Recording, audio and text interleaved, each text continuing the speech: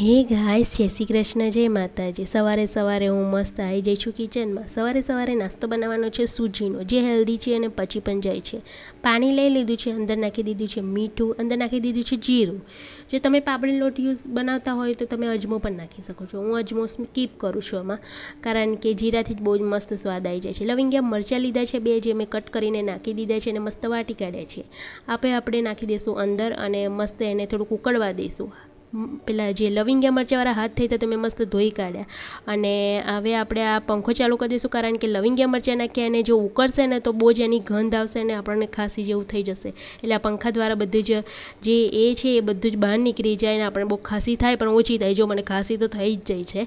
તો આપણે આ જે બધું ઉકળી ગયું છે તો આપણે સૂજી નાખી દઈશું ને મસ્ત વેલણ દ્વારા હલાવી કાઢીશું, કારણ કે જો તમે ચમચા કે ચબેથાથી કરશો ને તો ગોટી બોટી બાજી જવાની થોડીક સંભાવના રહે. એટલે તમારે વેલણ ઉપયોગ કરવાનો. પછી બાદ મેં તમારે આ ચબેથો યુઝ કરવાનો ને ચબેથાથી મિક્સ કરી દેવાનો.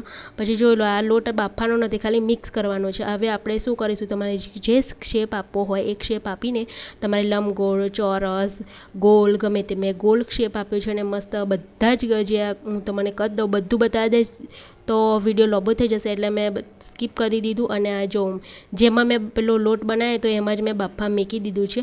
તો 15-20 મિનિટ જેવું આપણે બાફવાનું છે, કેમ કે ઢોકળાઓને પણ 15-20 જ મિનિટ લાગે છે, એટલે આને પણ 15-20 જ મિનિટ લાગે છે. ચેક કરવાની જરૂર નહીં, પણ તોય ચેક કરી લેવાનું. આપણે ખોટું આટલી બધી મહેનત કરે તો ચેક ના કરે તો કેવું થાય, એટલે ચેક કરી લેવાનું. પણ બફાઈ જાય છે, મેં ચેક કરી લીધું છે. જો તમને મસ્ત હું સ્મૂથ મારા જે સૂજીનો નાસ્તો છે એ થઈ ગયો છે. આપણે લઈ લઈશું તેલ, એમાં નાખી દઈશું આપણે જીરું, રાઈ બેઉ નાખીને મસ્ત તતડવા દઈશું.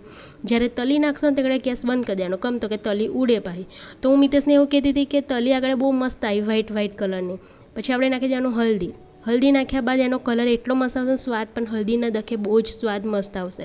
તમારે લાલ મરચું નાખવું હોય ને તો પણ તમે નાખી શકો છો. મેં સ્કીપ કર્યું છે કારણ કે હલ્દી દ્વારા જ એટલો મસ્ત સ્વાદ આવે છે.